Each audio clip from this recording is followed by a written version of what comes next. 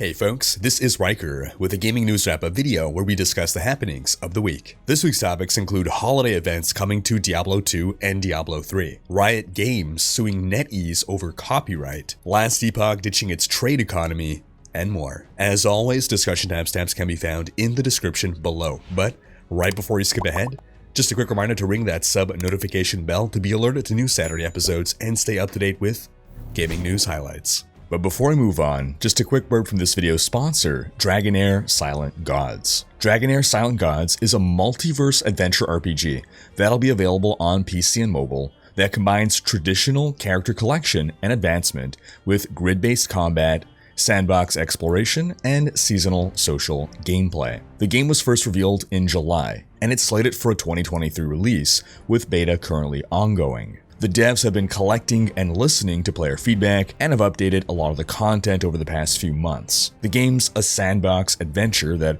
offers players freedom in how they approach it, with non-linear missions and side quests that include puzzle solving, map events, and of course, treasure. The game also seeks to pay tribute to classic Dungeons & Dragons games with dice-based gameplay, so your ability to successfully persuade an NPC or to barter or to steal or fight is all determined by the outcome of dice rolls. You make the choices, and the dice determine your fate. You can even get into a drinking contest. Character creation gives you the full suite expected from an RPG with visual customization as well as picking your race and your class. Then while you're embarking on your adventures, you can make camp at any time and access the camp system, which you can then upgrade to unlock different functions like cooking, forging, trading, and this is also where you can recruit epic heroes. Throughout the world, you'll be able to mine resources, fish, collect herbs, and even milk cows to get crafting materials. Combat takes place on a tactical battle grid in which you deploy your squad of heroes, and there's different terrain types that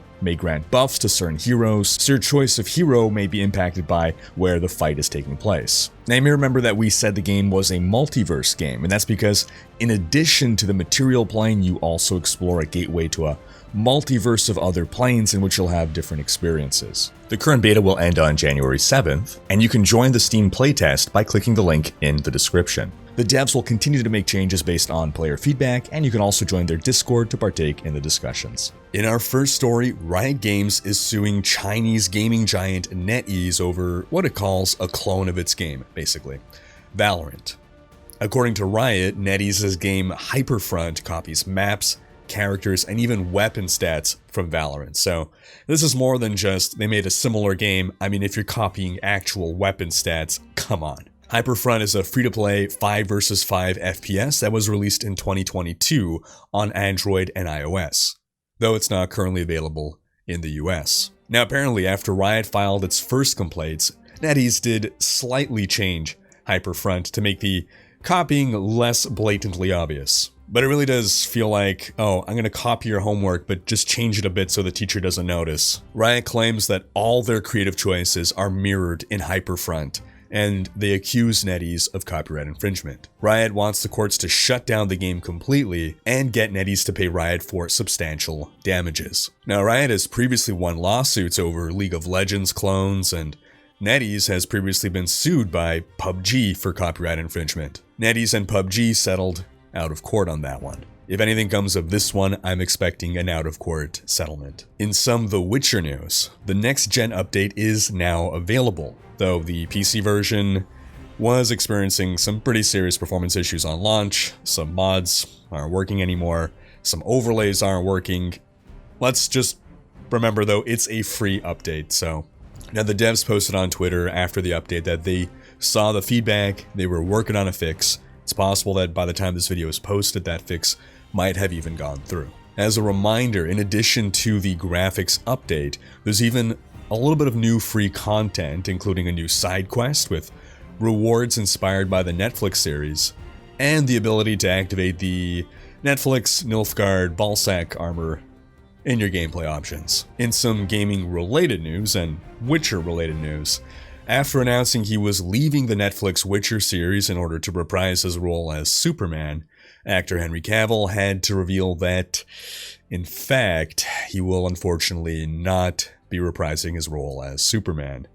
Likely because the director wanted to go with a younger actor Even though the 39-year-old Cavill is the absolute image of peak masculine beauty, and is the most Superman to ever Superman, apart from maybe Christopher Reeve himself. That actually works out great for us gamers, and Cavill himself is a pretty hardcore PC gamer, because now that he's freed up his schedule, it's looking like Cavill wants to start up a Warhammer 40k live action production. Amazon has secured the rights to the game, and Cavill is set to star in as well as executive produce the production. Other details are scant, everything is super early in production, but Cavill did refer to this undertaking as the Warhammer Cinematic Universe, so it sounds like the plans are big.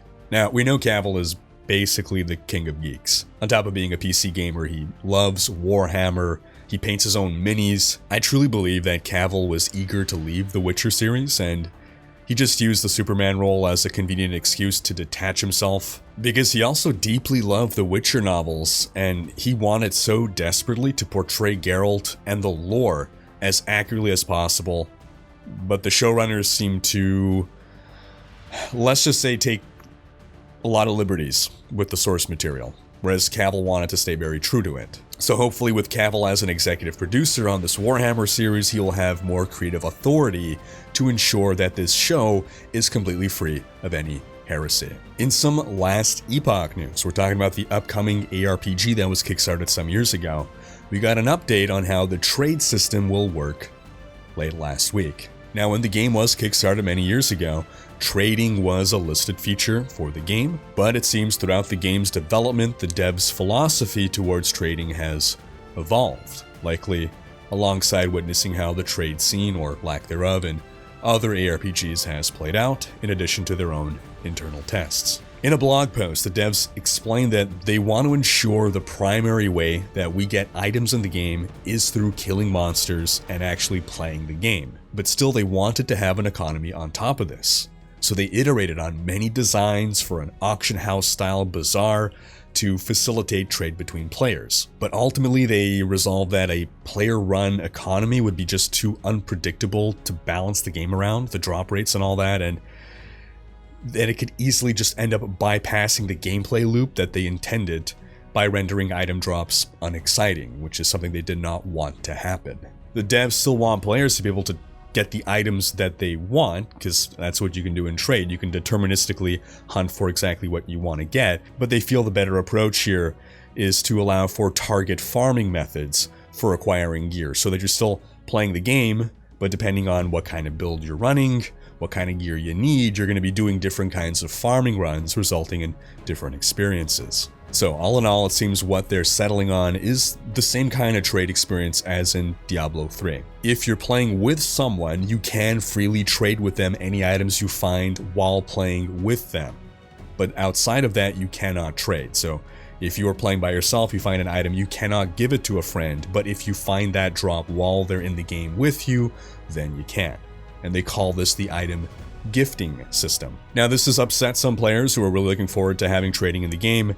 If you are upset by this, I encourage you to read the blog for yourself. They give a deeper exploration of their philosophy and their motivations for this decision. I'm really just giving a high-level summary here. Some people are claiming false advertising from the Kickstarter, but what's important to note here is they're not cutting features in order to get the game out. They're making an informed decision that they feel is best for the game after seriously attempting getting that promised feature to work. In theory, if they promised a feature and then it turns out in practice that is a terrible feature, you wouldn't want them to ship the feature just because they promised it if it makes the game actively worse. In some Diablo 2 news, we got a holiday event kickoff this week, the 22 Nights of Terror holiday event. From December 13th until January 4th, every 24 hours, a new gameplay modifier will take effect, which is said to include powerful loot, a dash of terror, and a new surprise to experience each day. The first event was a full 24 hours of the cow level being a terror zone,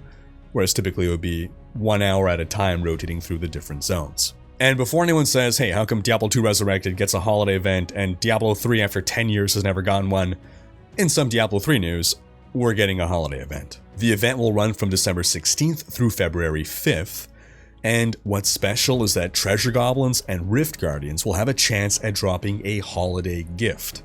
a goodie bag that will contain an assortment of items. Inside one of these holiday gifts, there will always be all the crafting materials, including the bounty ones, with a chance at also including the cosmetic pets you normally get from the pet goblin, the menagerist, with a chance at also including weapon transmogs that you normally have to farm elsewhere in game, with a chance of also including either the falcon wings or even the cosmic wings, yes, even the cosmic wings, with a chance of also including blood shards and or coal, glowing ore, and or the sword of mediocrity.